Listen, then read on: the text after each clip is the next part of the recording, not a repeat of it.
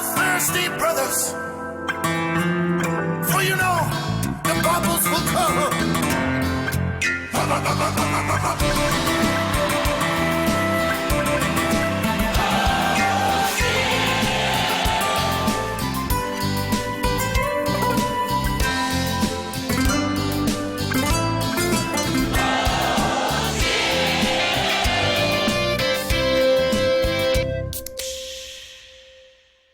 Hey guys, and welcome back to Beer Bubbles, the number one bubbliest podcast in the world. We think still might not be the case to this day because we are bubbliest. Yeah, we're the bubbliest. Even though we're not the number one top shots, we're still the bubbliest.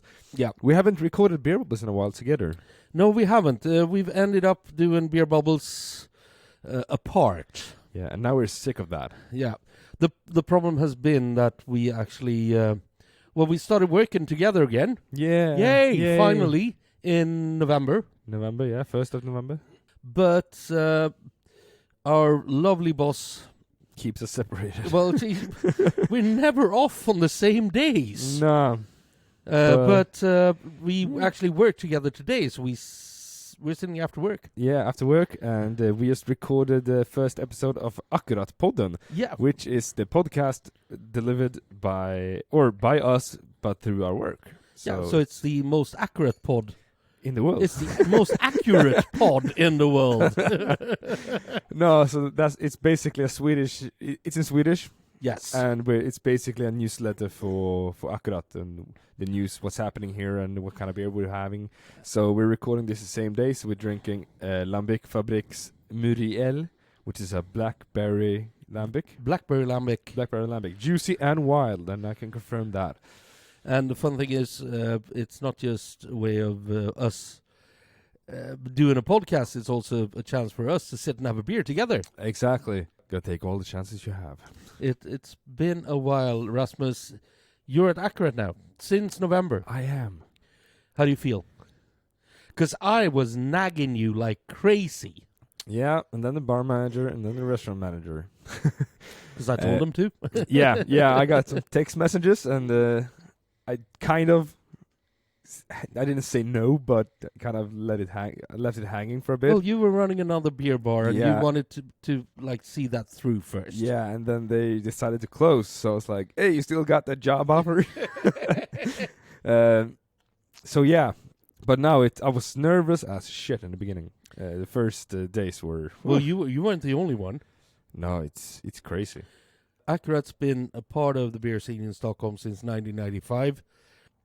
A couple of years in the mid 2000, I think 2013 to 2015 or 16. It was actually, according to Rate Beer, the best beer restaurant in the world. Yeah, now it's second. It's second, but it's third or fourth when it comes to beer bars and beer restaurants. Okay, yeah.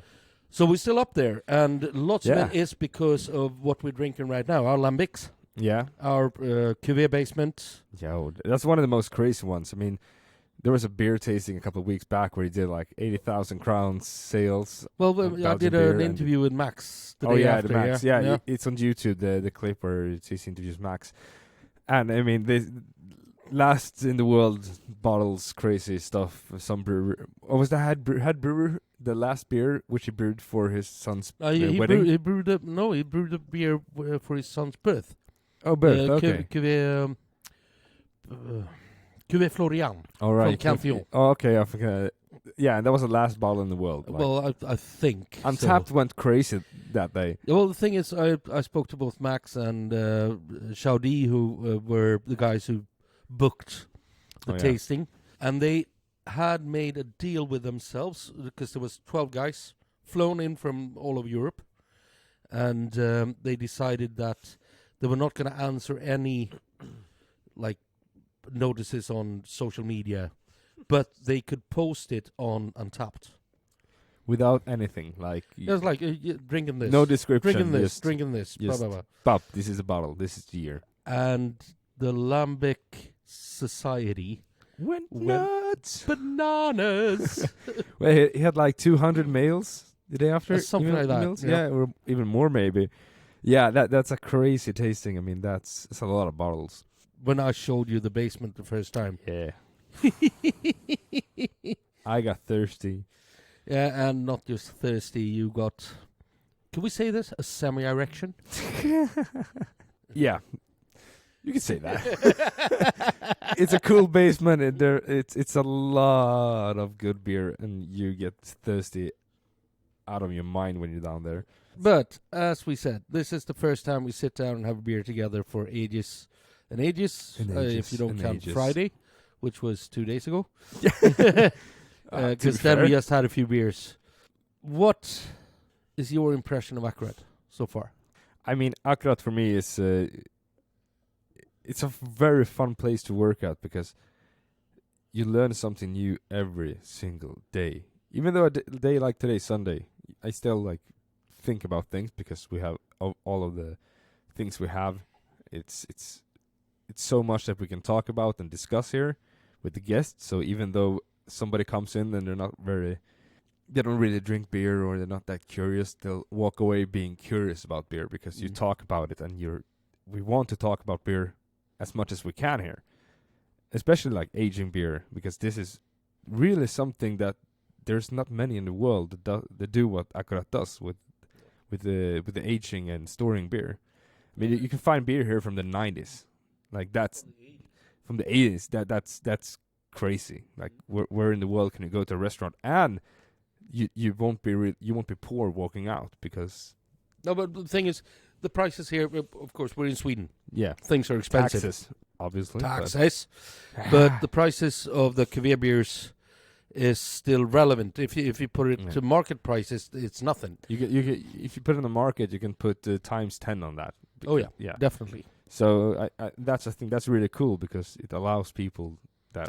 People walk out happy without feeling that they're being robbed. Yeah, and they know that for that kind of money they can risk it. You know what I mean? Like, it's like, sure. Okay, if it's horrible, it's not that much. So it's... But it's the cool equivalent. If you buy a good bottle of wine in a nice restaurant in Stockholm, you'll pay about 80 euros. Yeah. For good. Yeah, this is not kind like of exceptional, but good. Yeah, this is kind of bottle of wine. But to buy an exceptional bottle of beer is 800. here, is 80. you'll end up with the same money. Yeah. And that's crazy. So these are actually big bottles, so they're meant for sharing. Yeah, exactly. Share amongst many. You know, a great man once said, "Good beer isn't expensive. It just costs a little bit more money." Who said that? I don't know. It's some guy who's worked at a brewery somewhere here. You know, not Is relevant. The Not guy relevant. who works with you now. Oh yeah. Yeah. What's his name? He's got a podcast together with you as well. Yeah. Is that Strömmen? Oh, no, sorry. No. CC. Yeah, CC. Yeah. But it's been a few months of restrictions again. Oh, yeah. And Couple of that's days always left, and hopefully crap. they're gone. Yeah, we're now sitting here on the 30th of January. Yeah. The 9th of February. The government says that probably on the 9th of February they're going to let everything go. Hopefully. And I'm really looking forward to that because we need a the crowded entire bar restaurant business, not just our part of like the beer scene, but the entire restaurant business, the brewers, all the independent importers, all of us. We've had a shitty couple of years. Yeah, now. there's no need to like silver linings. It's that everybody has it like crap right now in this industry, and we need to fix that, and it needs to go back to normal. What I find strange is that people don't realize that their local bar, their local pub, the local restaurant could disappear. Yeah, and they go like, "Oh, it's so nice when it's so quiet. We can sit, in peace and quiet." And it's like, yeah, but that means that restaurant might not survive. Exactly. And that's one thing we're lucky here at Akkurat, because even though there's a pandemic going on and the restrictions going on, we still have a lot of people. And regulars. Hey, we got to give a shout out to all our regulars here at Akkurat. Fucking fantastic regulars. Amazing. Yeah, fucking fantastic. So we're one of the few lucky ones, I guess, when it comes to that. But there's so many, and they sit here and they sponsor us all the time. They actually sponsor the restaurant, so we actually have a job to go to. Yeah, exactly. And they humorous Oh yes. most of the time. Yes. Some others not. Yes. They Yes, I'm joking around. and that's the strength about places like this as well, Yeah. because they have an attitude that is hard to mimic. Oh, definitely, Uh, definitely. There's so much. I've been a regular here since I think 98 or something, 96. Can't wait till I'm that age. I'm like, oh, Akkurat 30 years back in the day. I remember the times so well. No, but the thing is, it's the knowledge Oh yeah. in these walls with the stuff, the product Yeah. that is so exceptional. One thing that I love, and I noticed this one night in the bar. I was in the shit, to be honest. We're getting tickets from both sides. People, it was Massive. And a guest wants to ask me something about the beer, and I told the guest, like, hold up for 2 seconds because I need to fix this because I have like 8 tickets in my hand, and I heard, I think it was Nilla actually who started telling the guest about the beers. Like, oh no, wait, you need this and this and that and that's that, and he guided her to a beer. She was like, oh, I want one of those. So he did your job for you. He did my job for me, and that's one beautiful things about Regulus. Like they know their shit as well. Oh yeah, of course. And they help you out when you're in the shit. And the fun thing is, like with the customers here, or the regulars mainly, we learn stuff from them. Oh yeah, definitely. So it's not just a one-way street. It's not that we like, okay, we teach you about beers. No. Hell no. It's always fun to go to work. Yeah, and that's also a very fun thing because you're expected to taste the beer and to try it. If you feel something's off, they'll catch you on it. Oh yeah, definitely. You cannot cheat, and that's the thing that I feel like it's the most fun with this job, is that think critically all the time when you taste something. Like, oh yeah, is this correct? Is this what it should be? Is this what it should taste like? And you're unsure, and you run around. Well, the thing is, we change beers every day, basically. Yeah. At least one. We run out of at least one beer every day. I remember one night in the beginning, we changed 9 beers in one night. Oh yeah.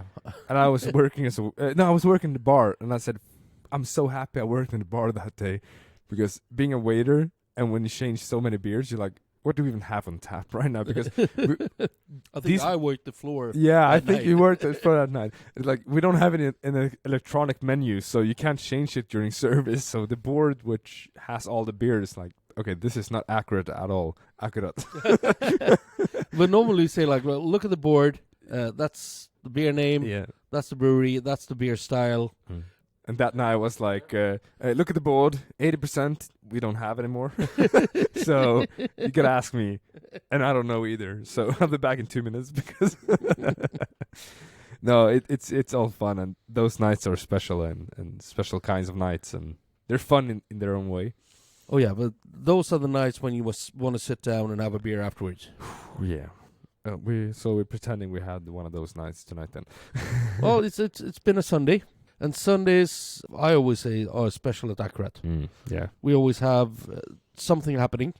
If we have gravity poured beers, or we have, you bring up some cuvée bottles and let the regulars buy into the cuvée bottles, so they buy a share of it. And when all the shares are bought, we'll pour it. But mostly it's gravity poured, Swedish, beautiful, fantastic lagers. Were you in the stock market yesterday? No, I was buying some shares into a bottle of cuvée. This bottle of Lambic has bought some shares in that. Like, all right. So what's the investment? No. There's no investment. I'm happy. I'm happy. I drank it last night. See, 4.75. No, it's great to be here now at Akkurat and working together. And so beer bubbles. What's happening with beer bubbles? Well, that's why we had a few beers on Friday. Yeah, because we had a meeting. We tried to. I kept the notes. You kept the notes. I good. kept the notes. You took a picture of them just in case. Yeah, good. So we got a plan.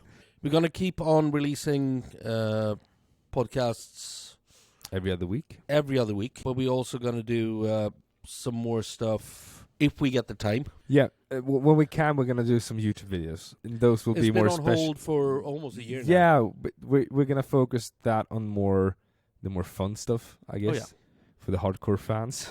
And not just sit and taste a beer and No, there's no more beer tastings. The beer tastings are gone. We're gonna taste beers, of course, but it's I gonna be a still subject. miss news in beer though. Using beers. Oh, okay. No, but we're going to discuss themes and subjects about beer and go deeper into that. I think the An videos educational are going to be sense. more nerdy. Yeah, and the podcast is going to be more about learning beer. So if we're going to talk about storing beer, go deep in the lager style or IPAs or whatever you want, real ale, and we're going to work a lot with Akkurat as well. Well, since we both work here and we both find this to be, I find this to be the best place I've worked ever. Definitely, Mm? definitely. A good contender is Oliver Twist when I used to work there, but this is. But you work here now, so you got to be here now. Yeah, but the thing is, it's another level basically. Yeah, It's, it is. when it comes to, especially with the maturable beers and the lambics and stuff like that, which has been somewhat of a place where I didn't want, I wouldn't say didn't want to learn, but more, I didn't know that much about them before I started here. Yeah, I agree. It's the knowledge I have now, 3-4 months in, it's crazy. You told me the other day, there's like a guest asked you something and you just blurted out an answer because you knew it and you didn't even know where you got the knowledge from. Mid sentence, my thought process was, when the fuck did I learn this? I'm like, all right, yeah, that's blah blah blah. Yeah, it's and that's crazy because you don't think about it. You still learn shit here every day because there's so much beers. We have 700 plus types of different kinds of beers. Well, we have, I and think, 450 we have different kinds of whiskeys. 28 on tap. We have, say, 400 in the normal menu. Yeah. And then we have the Cuvée menu. Yeah, so over 700. And then we have the ones who are not in the Cuvée menu yet. Yeah, exactly. And the whiskey as well, 450 plus. 450 plus whiskies. And we got Mikke, who's one of the best noses in the world when it comes to whiskey. Yeah, there's a guy running the whole whiskey jungle here. It's a weird little club, and I like it. It's the best thing about whiskey, I think, is that you have the chance to buy the whiskey tray. Oh yeah, our like taster tray of 6 different whiskies that Mick has set together, and it's everything from blended whiskey to smoky, peaty, to bourbon, crazy, malt whiskies via bourbons and other stuff as well. The shit you know and shit you don't know as well. It's very mixed. It's very. And when you order it, you also get a paper with like info about the distillery, about the drink you're drinking. So it's not just like, there you go, 6 glasses of whiskey, go. Akkurat, the house of malt. No, but you get some information as well, and it's all about us being educators. Yeah. But not being educators who want to like push facts into your brain. It's more like trying to show you our passion and making you want to learn about what we're doing. So basically, when you sit down and ask for the menu, I say, you get no menu because I am the menu. Yeah, it's true. It's what same, do you like? do. What do you enjoy? What do you usually drink? Let me find something for you. What kind of style you're looking for? Yeah. And we'll find something, because the width of different beer styles that we have here. And we love the challenge. Oh, yeah. Yeah. Doesn't matter if you think that you don't know your flavors. And also, we'll like, figure out your flavor. The food, Simon in the kitchen. Oh, yeah. And Simon and Caro are head chefs. They do a fantastic job. We are famous for our mussels, since we work 2 with tons lots a of year, right? Yeah, more than that. More than that. More. 2 tons a year. No. Crazy. About 700 kilos a week. Oof. Yeah. But the thing is, we're not just mussels. We do lots of other foods as well. And all of us who work here, we really love pairing food and beers. Oh yeah, definitely. And there's such a more wider range, I think, with beer than with wine. Oh, Probably I love this. I love this. You are a sommelier. Yeah.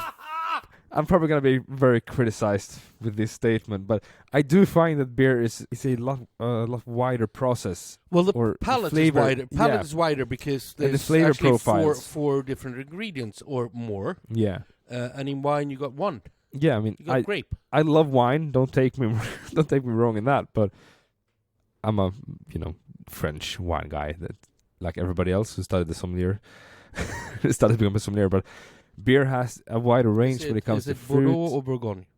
Oh, Bourgogne is my favorite. Oh, you're Pinot Noir. Pinot Noir I'm guy. a Pinot Noir guy and Chablis. Oh, love Chablis. You know what? Oh. I'm more of a. William Febvre's This beer pod Valorant all of a sudden turned into wine. 2015. Fucking amazing. But I'll tell you what. the point is, Chateauneuf Pup when it comes to reds, and oh then yeah, Sauvignon yeah, Blanc, definitely. proper Sancerre. Ooh, we need to do a Wine tasting. no, not a wine tasting. We need to do a champagne beer tasting. Oh yeah, Champagne. Yeah. My point being was that with beer, there's a lot of is a wider spectrum where you can But take it's because you got beers more from. ingredients. Yeah. It's kind of self-explanatory that if you have one ingredient, you can't get the same range as you No. get if you got four ingredients. I think of it like this: you can find something for every person within a range of styles. Like take an ale, for example. You have pale ales, IPAs. You have bitters. You have real bitters. You have if you're gonna go for the maltier shit like Caliber and Dunkel. There's just a wider range where you can choose from. So I only like lagers. You can probably find a lager which is good for the same food as an ale will be or a pale ale. Yeah. You know what I mean? Yeah. So it's Well, just the thing is wide like with our Befriedberg. oh yeah, Just yeah. get one Befriedberg, which is a classical Swedish. I wouldn't say a hash. It's diced potatoes fried in butter slowly. Some beer cooked to onions. crisp. Yeah. Beer cooked onions, fillet beef diced in big dices, Big dices, yeah. and then Cooked medium rare. cooked to medium rare. Served with an egg yolk Dijon and Dijon cream. mustard cream. Yeah. And to that, I usually take I extra would go for cream Dijon. like a heavy red wine if I'm going for red wines. Oh, yeah. But if you want a lager, we got semi-dark lager, which I is could perfect. argue with you that I would take a Pinot Noir to that before the heavy dark wine because Maybe with because of the mustard. big Dijon mustard would have the tannins go fucking nuts on you. Oh yeah. I would rather have a much fucking smoother Pinot Noir. God, we ended up being really nerdy here, didn't we? Yeah. Maybe we should wrap this up Well, now. you've seen pictures of me. You can tell I like food. Yeah. But Rasmus is getting there. This went down fucking 6 kilos. Yeah. Rasmus, we're going to wrap this up. Yeah. We've been at it for 20-odd minutes now. Oh, it's amazing. Beer Bubbles is back. And, guys, all of you guys out there, whatever you do, drink better beer.